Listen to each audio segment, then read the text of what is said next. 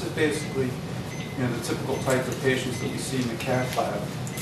A patient who has had complaints of chest pain, or shortness of breath, or fatigue. And the real interesting thing is that symptoms can vary. To some patients having no symptoms at all, and just having very strong family histories of heart problems, and subsequently having stress tests that are abnormal, to those patients that have kind of that classic symptom of an elephant sitting on your chest. So because the stress test was abnormal, she was sent in for a cardiac catheterization. There are nowadays some lower risk patients that we can study non-invasively without having to do an invasive procedure using things like these rapid CAT scans. But for the more higher risk patients, we still feel that, at least right now, the gold standard for the higher risk patient is cardiac catheterization. So what we do here is the patients are prepped in a very sterile environment, and we end up getting access into the femoral artery. So basically, I have a needle here, and we'll get into the femoral artery, and you'll see in a minute when we get in there a little spurt of blood.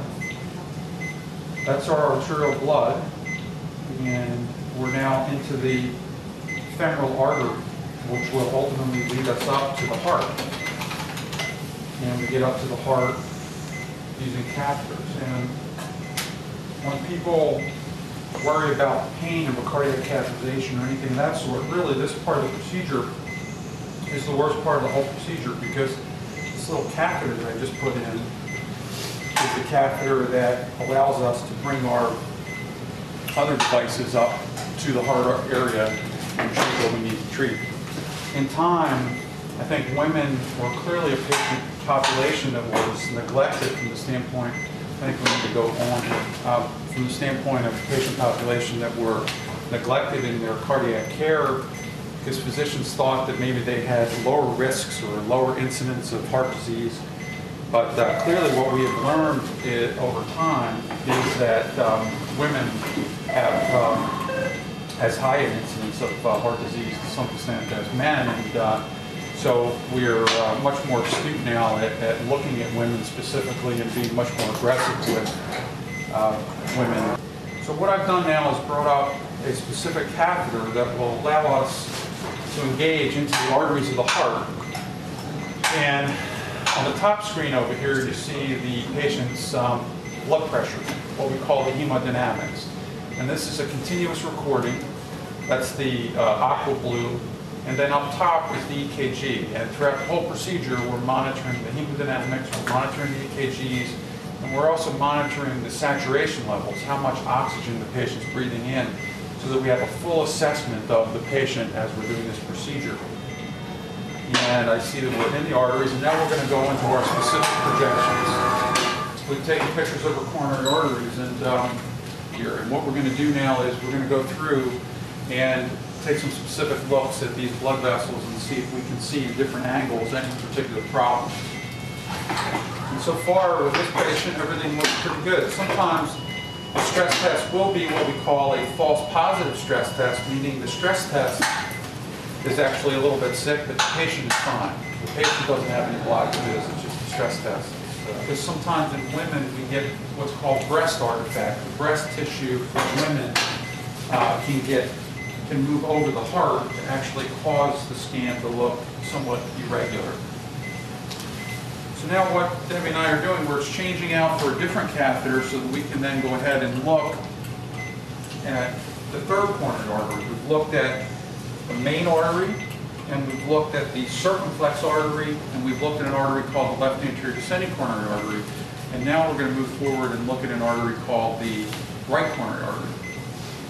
So right now what we're going to do is we have a catheter called a pigtail catheter, and it's in the ventricle of the heart.